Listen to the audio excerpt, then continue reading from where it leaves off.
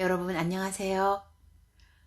지난 시간에 마음에 대해서 설명하면서 제가 컴퓨터의 비유에서 설명해 드렸습니다. 일체유심조라고 해서 마음이 모든 것이다. 모든 것을 만들어낸다. 그리고 여러분들의 현실 또한 마음에서 비롯된다고 말씀드렸습니다.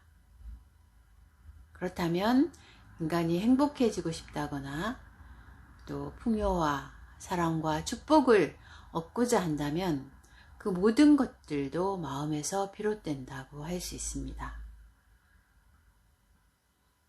그렇다면 우리는 이 마음이 이렇게 훌륭하고 대단한 것인데 내가 일상에서는 왜 매일매일 힘들고 고통을 경험하는가? 이 문제는 2500년 전에 부처님도 같은 고민을 하셨습니다. 다시 말씀드리면 인간이 겪고 있는 고통은 그렇다면 무엇 때문에 비롯되는가? 우리가 고통이라고 할 때 경전, 빨리어 경전에는 두가라고 합니다. 두가의 원래 원 의미는 불만족함입니다. 영어로 suffering이라고 번역하는데 사실은 unsatisfied, 만족하지 못한 상태가 경전에서는 고통이라고 정의합니다. 그래서 고통은 사실 불행의 반대말이 아닙니다. 그러면 이 고통을 인간이 직면했을 때 그것을 극복하는 방법은 무엇인가? 먼저 고통이 비롯되는 그 시작을 여러분에게 간단하게 또 비유해서 말씀드리고자 합니다. 중생은 고해의 바다를 건넌다는 말이 있습니다. 이런 말은 굉장히 어려운 말인데요. 중생은 고통을 타고 태어난다는 말처럼 들리기도 합니다. 그러면 중생이 이 세상에서 출현할 때 과학적으로 말씀드리면 인간이 이 몸을 가지고 이 세상에 태어날 때 처음에 여성의 난자와 남성의 정자가 만나서 생명이 잉태합니다. 그래서 이 물질을 가지고 있는 인간의 몸을 가지는 것 자체가 중생입니다. 그리고 심리학에서는 이것을 아마 에고라고 표현하기도 합니다. 에고의 이 출발점은 다름 아닌 분리의식에서 시작된다고 할 수 있습니다. 중생 역시 똑같은데요.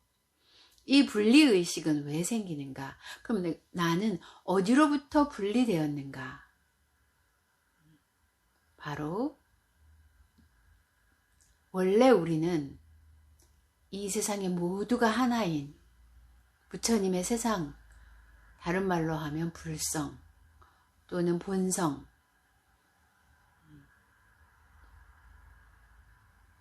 또 그리스도교에서는 하느님, 종교학적으로는 이것을 인간의 궁극적인 관심, 이렇게 다 표현합니다. 근원적으로 우리는 나의 본성으로부터 내가 떨어져 나와서 분리의식을 가질 때 내 안에는 내가 버림받았다는 마음이 시작됩니다. 그 분리의식은 끊임없이 에고는 또 다른 에고의 부정성을 불러일으키고 그 부정성이 인간의 끝없는 생로병사라는 고통의 원인과 현상과 결과를 계속해서 만들어내고 있습니다. 그러면 우리가 이 인간의 고통의 문제를 해결할 수 있는 길이 없는가? 아닙니다. 우리는 위대한 스승이신 부처님에게서 중생이 깨달음의 길, 빛의 세계인 닐바나의 이룰 수 있는 방법을 우리에게 선물로 주셨습니다. 굳이 경전을 제가 말씀드리면 대념처경에서 중생이 깨달음으로 가기 위해서는 깨달음에 이르는 유일한 길이 알아차림이다, 이렇게 말씀하십니다.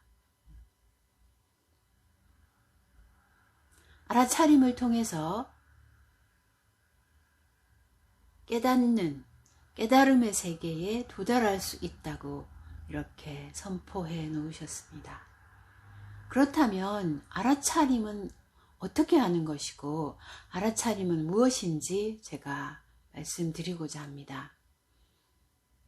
제가 여러분에게 말씀드리는 것은 어떤 경전적인 교리나 또는 불교의 아주 전통적인 어떤 가르침을 드리려고 하는 것이 아닙니다. 실제로 여러분의 삶 안에서 이 알아차림을 내 마음에 적용해보고 체험하고 그래서 내 마음의 변화와 어떤 진정성을 회복하고 진실함을 그대로 느껴보실 수 있도록 체험하도록 제가 안내하는 것이 이 영상을 찍고 여러분에게 이런 설명을 하는 목적입니다. 그래서 혹시나 제가 사용하는 언어와 어떤 내용들이 전통적인 불교의 가르침에서 쓰는 용어와 다르다 하더라도 여러분께서 널리 양해해 주시기 바랍니다. 이 알아차림은 이미 서양에서는 종교적인 불교적인 요소를 모두 빼고 마인드풀니스라고 해서 다양한 방식의 명상법에 이용되고 있고 심리학과 철학, 예술, 문학, 또 의학 이런 분야들과 함께 만나서 새로운 시너지를 만들고 새로운 세계를 또 새로운 프로그램들을 계속해서 만들어내고 있는 우리는 영성의 새로운 시대를 맞이하고 있습니다. 그래서 이 알아차림을 명료하게 하고 제대로 할 수 있을 때 반드시 무거운 업을 지녔다고 자기 스스로를 지칭하고 있는 이 중생이 깨달음의 길에 갈 수 있다고 저는 확신합니다. 그렇다면 이 알아차림을 어떻게 할 것인가? 이 알아차림은 그냥 가벼운 기술이나 또는 어떤 테크닉이 절대 아닙니다. 그리고 가장 중요한 것은 이 알아차림은 내 안에 있는 불성이 다른 말로 하면 참나라고 표현하기도 하고 또 다른 종교에서는 뭐 성령이나 이렇게 표현되기도 하죠. 우리 모두는 우리 안에 불성을 가지고 있는 신성을 가지고 있는 신성한 존재이죠.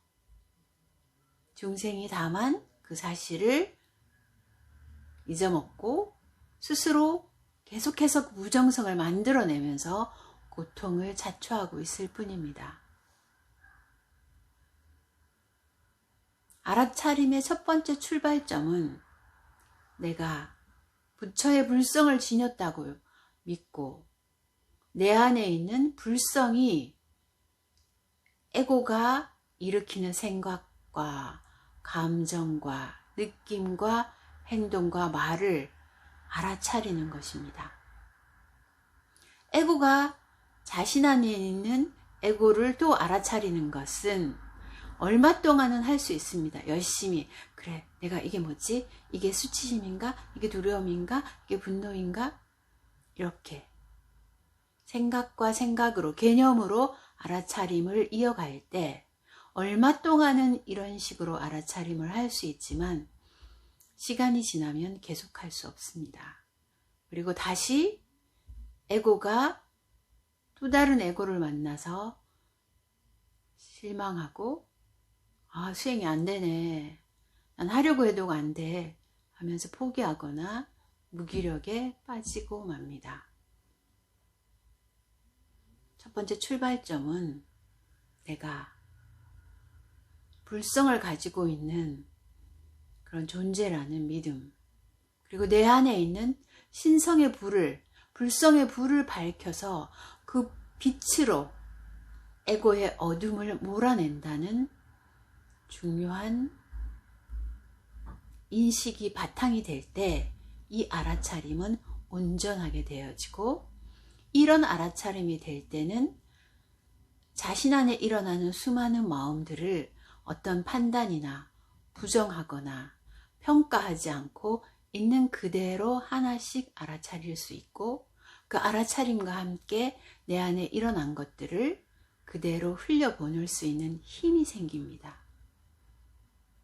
다시 말해서 우리가 자기 마음에 일어나는 느낌과 생각과 감정을 알아차림을 하는 것은 마치 뒤에서 불을 앞에 있는 어둠에게 밝히는 것과 같다고 생각하시면 됩니다.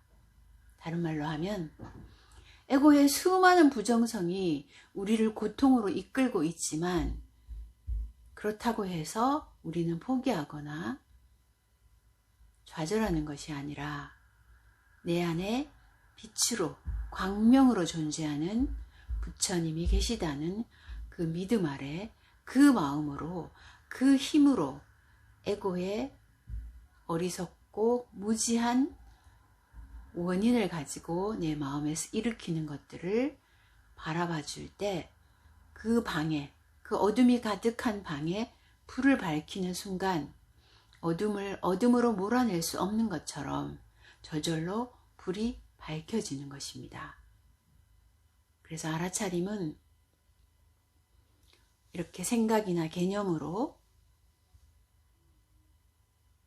어떤 테크닉이나 기교나 그런 것으로 잘못 오해해서 그것을 마치 수행의 일부인 것처럼 사용하고 있다면, 그 알아차림은 아무런 힘이 없고 인간이 온전한 인간으로서의 자신의 본성을 회복할 수 있는 길로 나아갈 수 없습니다.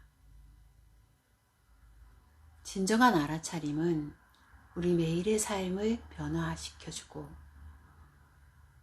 내가 부처님의 본성을 지니고 있는 진정한 인간이 될 수 있다는 그런 경험을 스스로 하고 그 길로 나아갈 수 있도록 우리를 이끌어준다는 사실을 다시 말씀드립니다.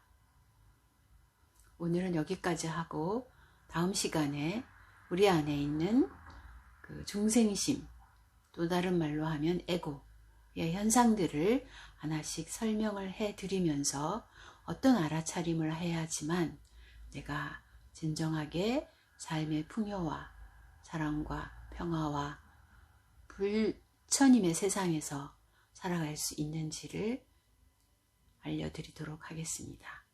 감사합니다.